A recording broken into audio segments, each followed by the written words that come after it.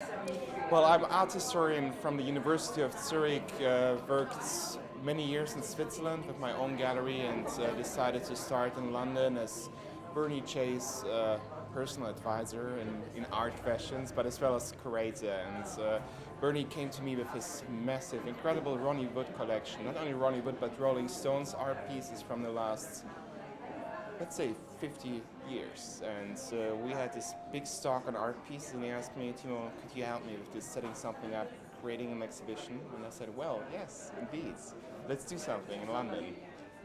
So tell us about how the exhibition is put together. You take people on a journey through the decades, don't you?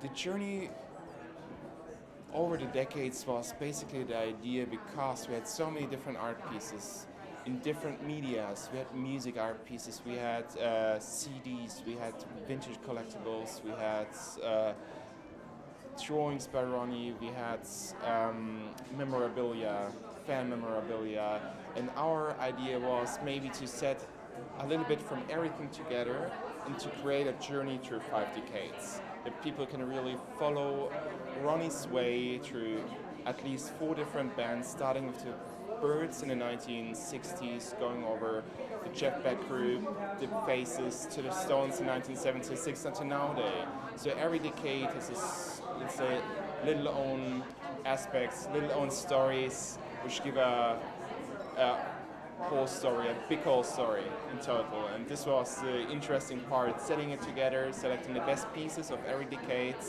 and making this fantastic 50 years retrospective. So how would you describe Ronnie as an artist? Well, passionate, definitely very passionate. I mean, if you have seen him jamming on the stage, entertaining people for hours with his fantastic music, with the Stones together, but as well as individual artists. He just played 2-3 months ago in Atlantic City in a gig.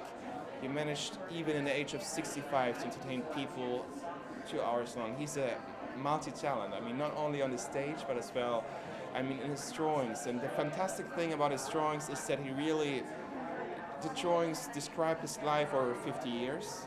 So even if you see in his early drawings from the 1960s a very big influence of the art school, of really methodical painting like you do it in art schools, you see the hand becoming more freer and freer during the 5 decades, becoming his handwriting today. So you see the journey in his art pieces itself. It's fantastic.